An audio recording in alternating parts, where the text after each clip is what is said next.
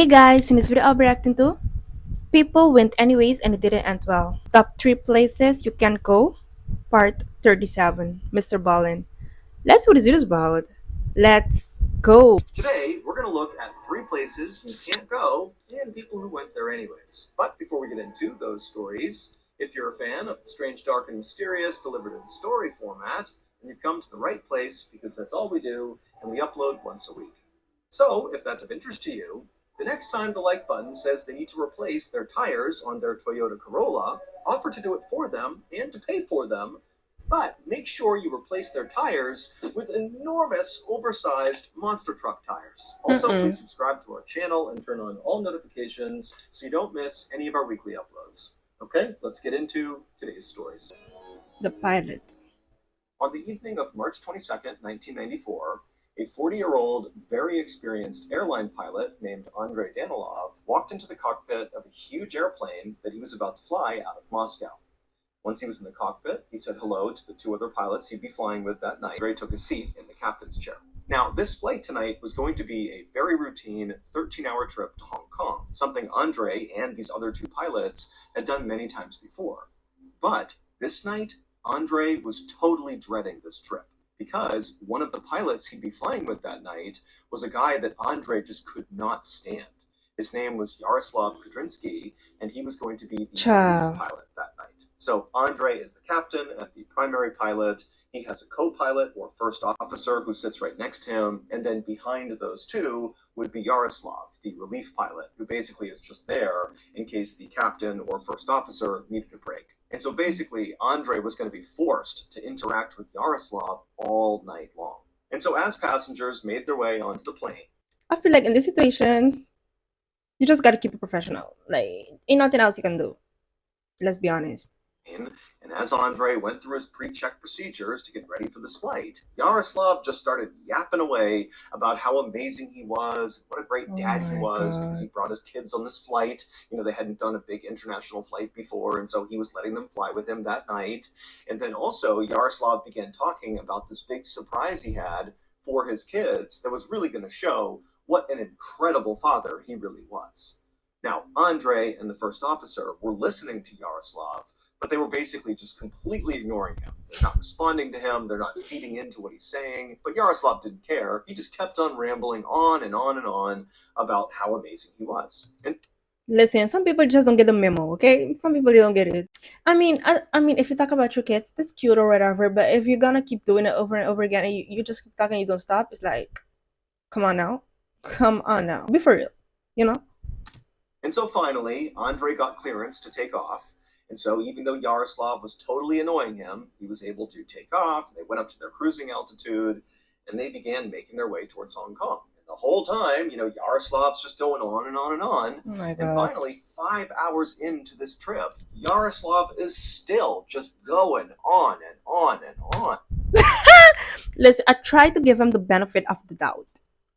But sir, doesn't his conscience tell him, okay, I'm doing too much. These people don't want to hear me. Like, don't you have that voice in your head that's like, okay, you know what? Maybe I should just stay quiet. Like, does it not click for him or something? I don't think so. And Andrei has just had it. He cannot stand to be around this guy anymore. And so finally, Andrei turned around and just cut off Yaroslav, who was mid-sentence about some anecdote about how strong his son was and what a talented wrestler he was. And so Andrei just cuts him off and is like, Yaroslav, take over. I'm taking a break. I'm going to go sleep for a bit. And so Yaroslav would stop what he was doing. He would stand up. He would take his seat in the captain's chair, and he would take over flying the plane. And so Andrei got up. He left the cockpit. He went to the very back of the plane in the main cabin to this row of seats that was reserved for him and the other pilots.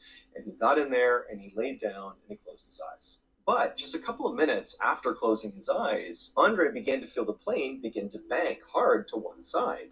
Now, Andrei couldn't really remember if this was the time they were supposed to be turning or not, but it just felt like this turn was more aggressive than anything he anticipated at any point in this journey. But Andrei knew this plane was brand new, and so if there were any kind of minor mistakes that Yaroslav was making flying the plane, well, the autopilot feature, which was state-of-the-art in this plane, would easily correct those small errors and keep the plane going towards its destination. And so, even though, again, they're still in this pretty sharp turn here, Andre just closed his eyes again and tried to go to sleep. But a couple of minutes later, they were still banking, and in fact, the bank was starting to get even more aggressive No. to the point where Andre opened his eyes and he's thinking to himself, "What is Yaroslav doing up there? Like we're basically going in a circle." You know what? They always taught me it's best to be safe than sorry, you know? So I will go and look what his man is up to because if he's talking that much and doing all this, something clicking in his head, like it's obvious. Best thing you should do is just go and look and see what is going on. This point were spiraling midair. And so, right as What? Andre was about to get up and go see what the heck was going on, the plane began to shake really violently. And suddenly, Andre realized, oh my goodness, the plane could be stalling right now. There could be a real issue in the cockpit, Yeah. and this is not some minor error. And so, as passengers on the plane are starting to sense that something could be wrong here, I mean, the plane is like hard to the side and Mm-mm. shaking. So Mm-mm. people are starting to scream and cry. People are nervous. And so Andre, he begins to stand up to go to the cockpit when suddenly the plane goes from just shaking and banking to basically rolling completely on its side. So all the windows are now on the ground and everybody's on their side. Andre knew he could not go to the cockpit. There was no way to do that. And so all he could do was just hold on to his seat and pray they got out of this. And then, just as quickly as all this started, it stopped. The plane kind of went back to level, it stopped shaking, and then Andre heard the sound of the twin engines out on the wings roar as if the plane was kind of getting back up to speed, and for a second, it seemed like everything was okay. And so Andre, sensing that this was his chance to get back to the cockpit and frankly just reassume command, because whatever was going on in there, it Yeah, was in not it. okay. No. And so Andre, he got up and began running down the aisle to get to the cockpit.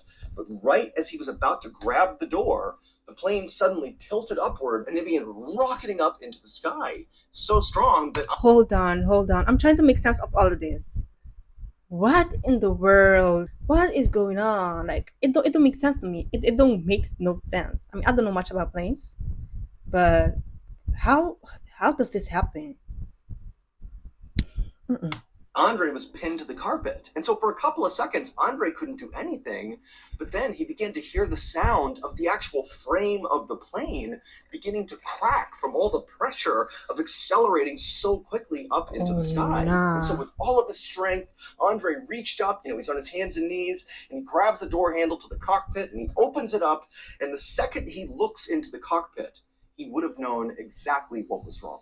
It would turn out Yaroslav's big surprise for his kids that he promised Andre and the first officer would demonstrate what an amazing father he was that he was going to let his kids fly the plane.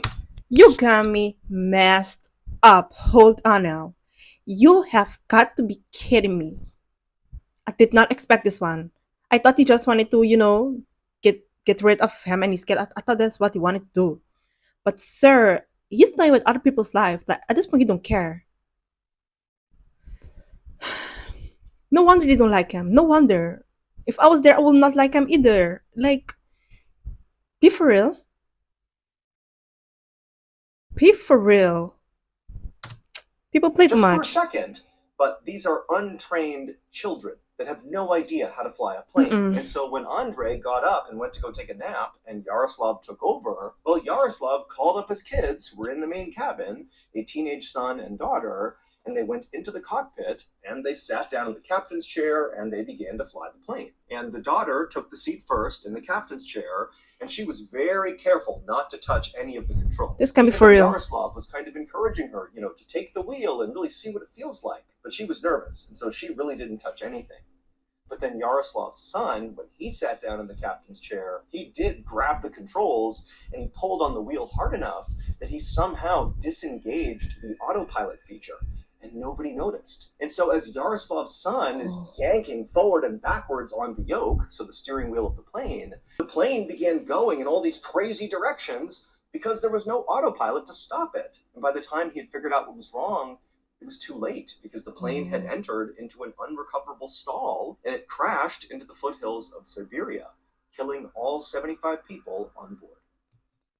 This is messed up. Listen, this man is sick in the head because there's no way. There's no way. I mean, listen, if you do not care about your life, it's fine. But if I would have like a family member or something in there, I would be tight. I'll be tired because how in the world? I mean, listen, if you do not care about your life that much, hey, that's you. If you want to teach your kids how to fly, go and do it on your timing. You know what I'm saying? Don't be out here messing with other people's lives. Because at this point, it's not only your life in danger. Obviously, you don't care about his life or his kid's life. Because if he's out here letting these kids do this, you don't care. But the people in the back, how about them? How about them? You know what? People are annoying sometimes. Uh-uh. This story is quite messed up. I'm be honest. I was shocked and I'm still shocked because what in the world? Mm-mm. On the morning of September 19th, 2013, a man named Mark Casey sat with his girlfriend, Lynn Spalding, in the triage area of the emergency room at San Francisco General Hospital. A nurse took Lynn's temperature and her blood pressure while Mark tried to explain what had been going on with Lynn over the past few weeks. Lynn, who was now 57, had been dealing with this really intense stomach pain. And so she had gone to the doctor and she had been diagnosed with a urinary tract infection and she was given antibiotics for it. But despite taking those antibiotics, it didn't get rid of the stomach pain. And in fact, her stomach pain was only getting worse. She was losing weight and she just seemed really frail. But despite her condition obviously getting worse every single day, over the past few weeks, Lynn had basically refused to go back to the hospital, despite Mark saying, "We really got to go. You're getting worse. We got to have you looked at." But she just kept saying no. And then finally, when Mark noticed Lynn was now becoming somewhat despondent, like he would try to talk to her and her eyes would glaze over and she would look off into the distance like she didn't even hear him, Mark Oh, had just looked at Lynn and said, "You know what? I'm taking you to the hospital." And yeah. so he put her in the car, he brought her to the hospital, and now that he was here, he had to explain what was going on because Lynn was still despondent, just kind of staring off into space and very likely having no idea what was going on. And so after Mark gave all the information to the nurse said that, okay, Lynn needs to be admitted to the hospital. And so after a short wait, an orderly came over and pushed Lynn's wheelchair up to the fifth floor where she'd be staying, and Mark went with them. And then once in the room, Mark helped Lynn get settled in her bed. And again, Lynn is just kind of staring off into space, not really paying attention. And then a whole team of nurses and doctors came in and hooked Lynn up to IVs and different machines to make sure they could monitor her. And then at some point, one of the doctors pulled Mark aside and said, "We think Lynn is dealing with some kind of infection. And so what we need to do is run some tests to figure out what this infection is. And then hopefully we can treat it." So Mark said, "Okay, that sounds great." And then all day, Mark sat right next to Lynn and held her hand as the medical team came in and out of the room running all these tests. The following day, the medical team still didn't know what was wrong with Lynn. The tests they had run so far were inconclusive or were negative. Now, the biggest issue with Lynn was not trying to figure out what infection she had or how to cure her. Instead, it was, how do we keep Lynn in her hospital room? Because on this second day that Lynn was at the Hmm? hospital, despite being very despondent still, any chance she got, she was getting out of her bed and trying to escape her room. Oh, And so the medical team, they kept having to go find her and bring her back to her room. And they tried to explain to her, like, "Lynn, you're sick. That's why you're here. You need to stay in your room." But Lynn clearly was just not getting it. She's just not there. And she would just say to the team, "I want to go home. I just want to go home. I want to go home." And they would say, "Well, Lynn, you got to get better first, and then you can go home." Now, Mark, like the medical staff, was also concerned about Lynn's behavior. It was not safe for her to get up and flee her hospital room. But Mark kind of secretly thought, maybe this is a good sign because the day before, Lynn couldn't even walk on her own. And now today, she's mm. walking around on her own trying to escape the hospital, which is bad. Yeah. But, she's ambulatory. That's going to be a good sign. And also, Mark was thinking that because Lynn was fleeing her room over and over again, she's going to get even better medical care because the staff has to be super focused on her. And so Mark was feeling kind of optimistic that Lynn was on the road to recovery. The next morning, so now Lynn has been at the hospital for 2 days at this point, a nurse went into Lynn's room to check on her at about 10:15 a.m., and she walked up to Lynn, who was in her bed, and Lynn immediately told the nurse that she wanted to go home. And the nurse said, "Sorry, Lynn, we still don't know what's wrong with you. You got to stay here Hmm. for now." But again, it was pretty clear Lynn did not understand what the nurse was saying. And so Lynn was not agitated. She was laying in bed and did not appear to, want to flee the room anytime soon.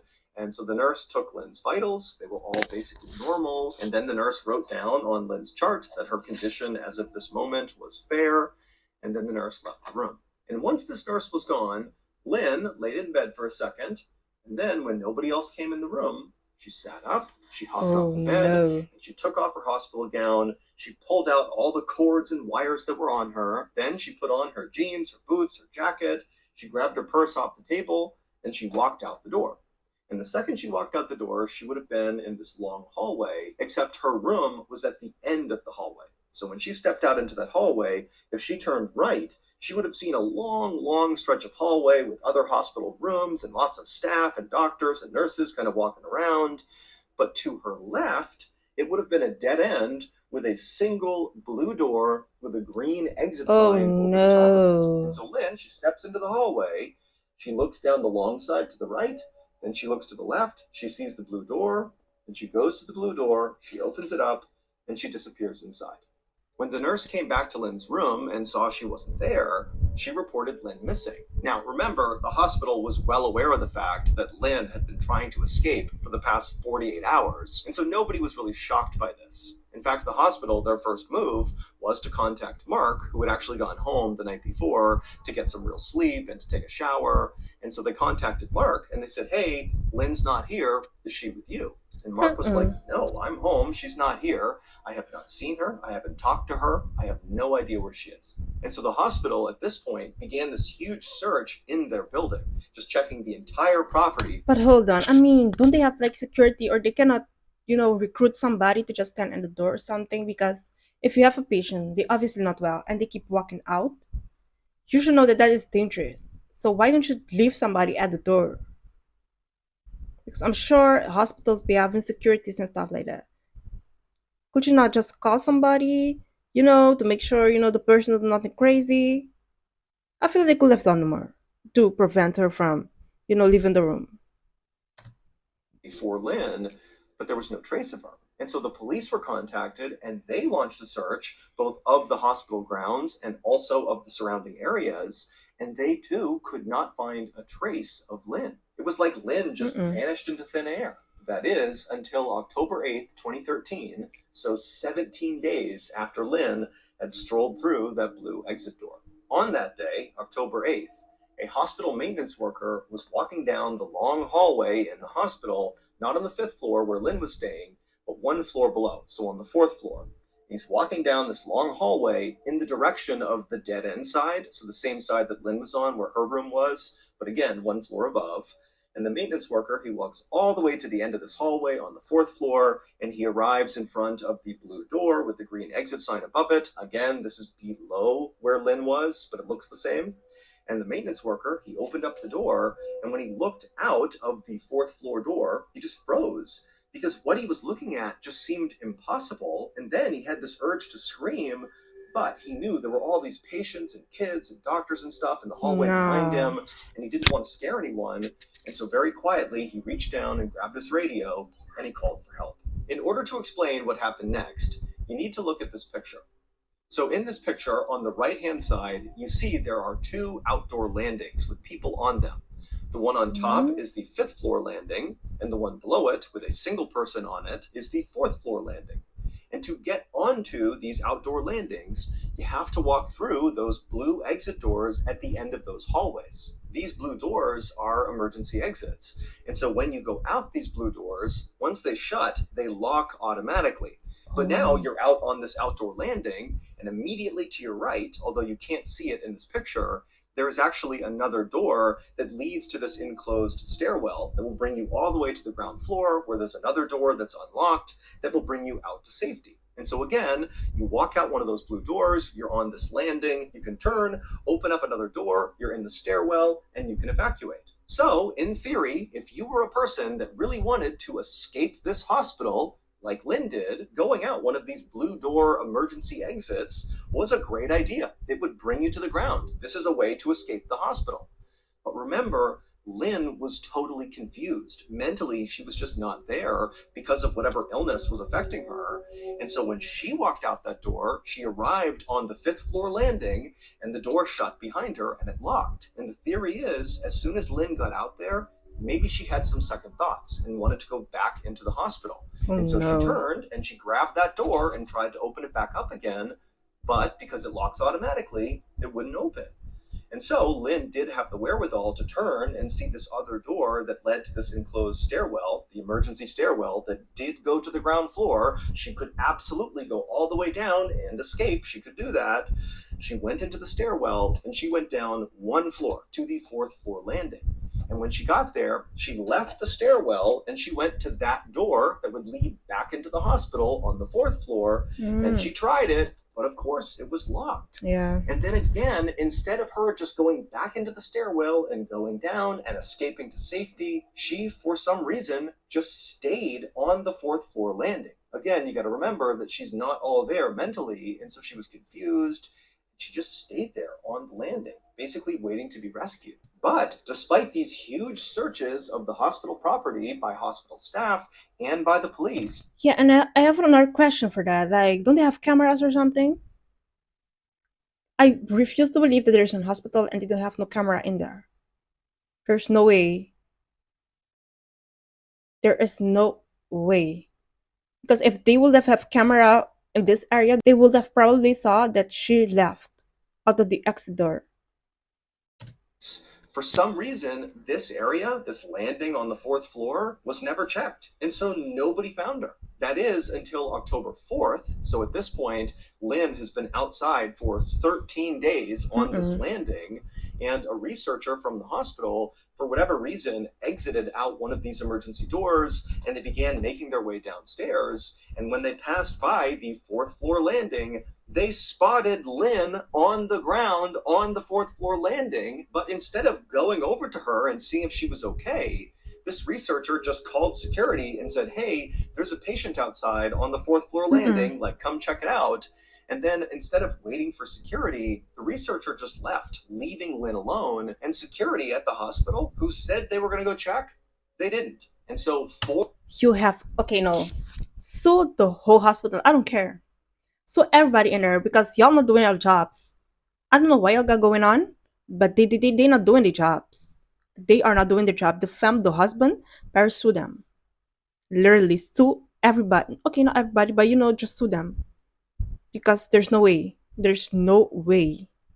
4 more days would go by with still nobody officially finding Lynn. And then finally, on October 8th, the hospital maintenance worker opened up the blue door on the fourth floor and he saw the fourth floor landing, that exterior landing, and he saw Lynn and he knew she was dead.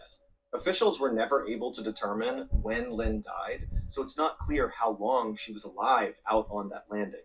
But it is possible she could have been alive when that researcher found her, but obviously help didn't come in time. Ultimately, Lynn's family would sue the city and the hospital. Y'all did great. I would have done the same thing. Because I don't know what these people are going on. I mean, you're security. They call you. You're the security. Usually you just go and look. It's your job, right? People be lazy. And they would be awarded $3 million.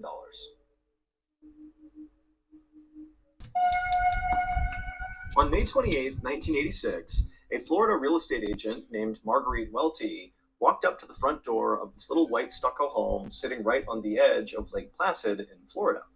Marguerite pulled out a key from her pocket, she unlocked the door, opened it up, and then she turned around, and standing right in front of her were her clients, this young couple named Lois and Richard Goodman, who were thinking about buying a vacation home. And so this was one of the homes they were checking out. And so Marguerite smiled at her clients and gestured for them to come inside. The house sat at the end of a quiet, shady street lined with huge trees and other small vacation homes. And a lot of these vacation homes were perfectly manicured and beautiful, but the house they were touring today was not. It was unmaintained and overgrown. The paint was chipped and fading. It just looked bad. Because the owner of this property at one time had used this house as their vacation home, but lately they had just kind of stopped coming out here, and so they really never came out to check on the property, and so it definitely had the look of an abandoned property. And now the owner didn't even know if they could fix it anymore, and so they decided they would just sell it and let somebody else deal with it. And so Marguerite led Richard and Lois into the house, and she brought them right into the carpeted living room. And the house was very musky and dark. All the windows were shut and all the blinds were drawn.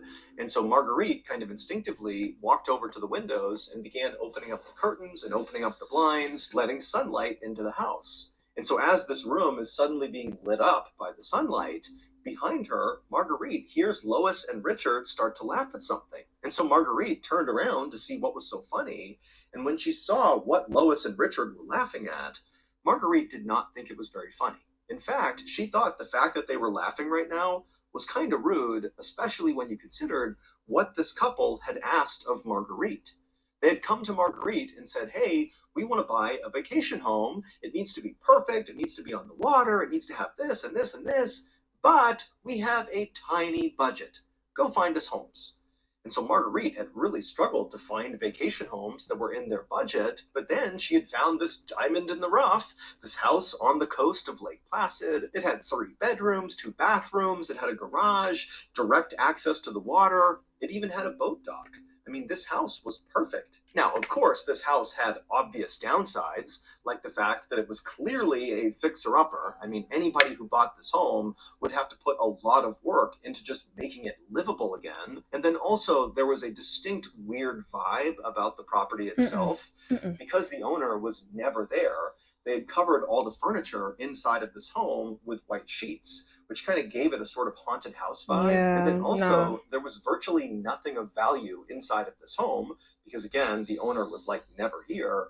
But for some reason, there was this super intense security system on the house. I mean, there was cameras everywhere, and the windows had metal bars over them. And so the aesthetic inside and outside this house was not a good one. But again, Marguerite felt like if they could just look past the negative stuff, this was really the perfect place for them. But now, here Marguerite's clients were laughing away at the kind of goofy interior of this home. It's like they were I mean, I don't know. Everybody is entitled to feel however they want to feel. You know what I'm saying? Or to feel however they feel. But I mean, if they're just laughing because it looks creepy, I mean, it is what it is, right? being totally disrespectful both to Marguerite and, frankly, to the owner of this property. I mean, this is a good opportunity. What are you doing? But ultimately, Marguerite couldn't force her clients to be appreciative of this. And so she just kind of laughed along with them, but then very quickly changed the subject and told them, hey, let's go walk around the rest of the house. Make sure you see the whole place before you pass judgment. But Marguerite only had to lead Richard and Lois around the house for a couple more minutes to figure out they definitely were not in the market for this house. They could not look past the bizarre, kind of spooky, I do not blame them.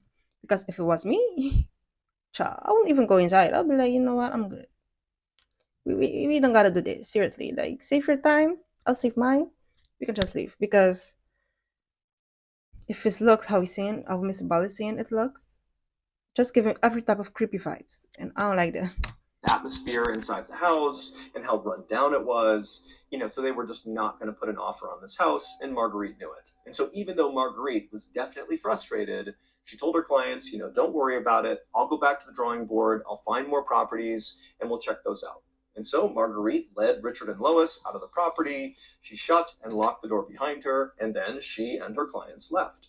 2 days later, on May 30th, 1986, the owner of this rundown old vacation home came by to check on the property. Basically, because they were trying to sell it, they just wanted to go up and make sure there were no obviously bad things about the property.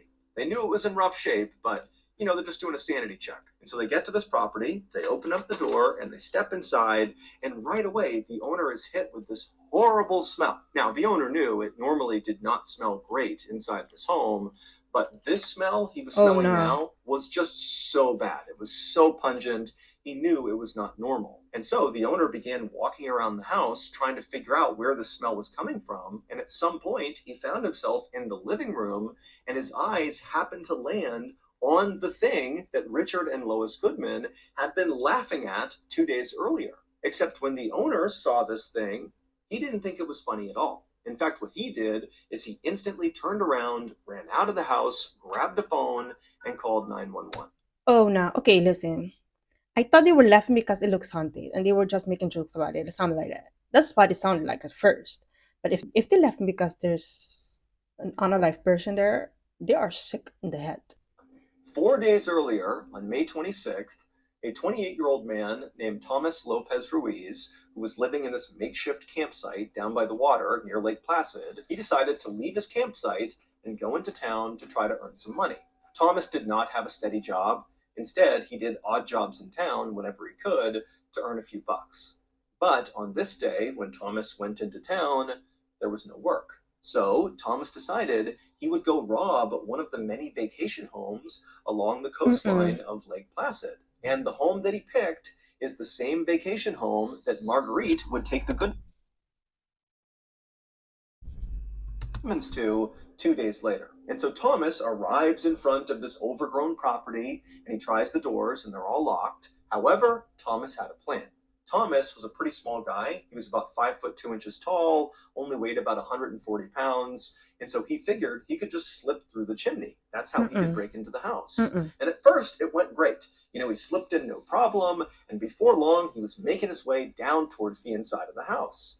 But what Thomas realized as he went down the chimney is the chimney was not perfectly straight up and down. Instead, it was sort of tapered, where at the top it was wide, but the deeper you got, so the farther down you went in the chimney, the No. narrower the inside of the chimney got. And so when Thomas was almost all the way down the chimney, he got stuck. He could not get the rest of the way down.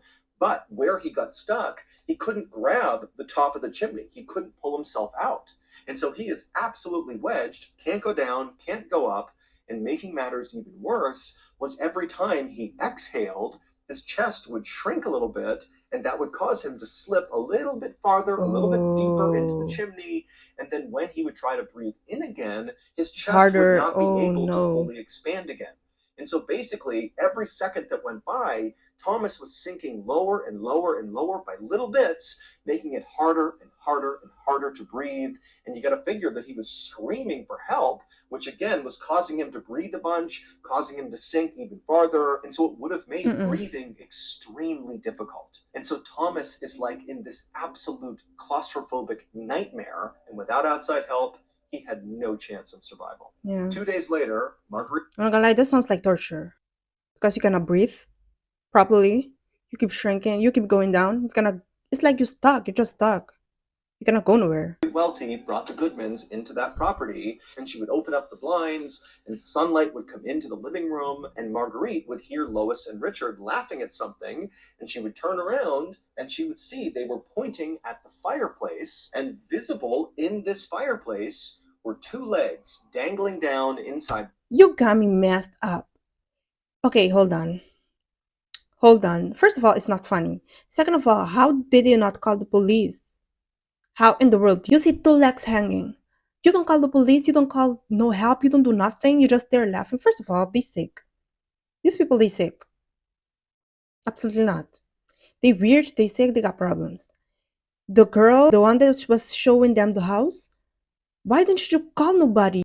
The chimney, they were not so far down that they were touching the ground. They were just kind of suspended in the air. And Lois and Richard, based on the way the house looked already, the kind of spooky vibe, there's white sheets over all the furniture. There are these bars on all the windows. Everything is dark and dirty and kind of gross. Like there's this haunted house vibe to this place. And they're Mm-mm. thinking, this must be a Halloween decoration or some. Okay. Okay. I can see it. I'm not gonna lie. Thinking about it now, the way you explained it, I can see it. That's crazy. Sort of prank, a mannequin kind of jammed up into the chimney, maybe to look like a robber breaking into your house or something, that the owner never took down. Because clearly the owner stopped taking care of this property. And so it kind of makes sense that these Mm-mm. decorations would be left out. And so Lois and Richard are laughing at this Halloween decoration. And Marguerite, she looks at the legs too and also thinks they're just some Halloween decoration, doesn't think anything of it. And so finally they end up leaving, and that was it. But as I'm sure you all have guessed, of course, those legs were not mannequin legs. Those were Thomas's legs. And in Mm-mm. fact, the creepiest part about this is Thomas may have been alive during the house tour. The Oh. autopsy showed he actually did not die of asphyxiation, so he didn't suffocate. He died from dehydration, which takes about 2 days, and this house tour was about 2 days in.